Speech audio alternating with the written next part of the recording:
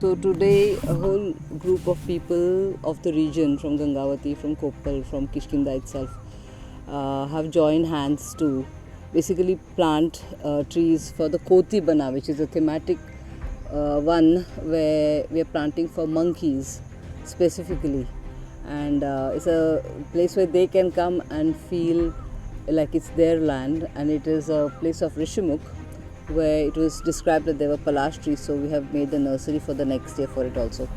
And I'm really thankful. We have some 50 people who are doing all of this planting and lots of volunteers, and I think it's a great beginning.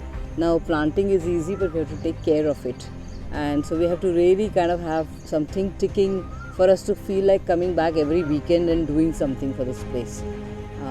We have to maintain it, and lots of innovative ideas should come out.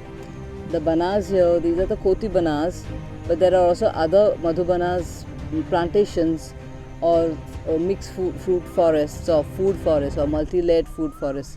So that's the idea. So you grow a resource and you work with that, like we have worked with banana fiber, or now we're growing Vaijanti, and we're trying to grow vetiver and things like that. So there is a lot of ideas, and I'm really happy that everybody is here together doing this. Thank you.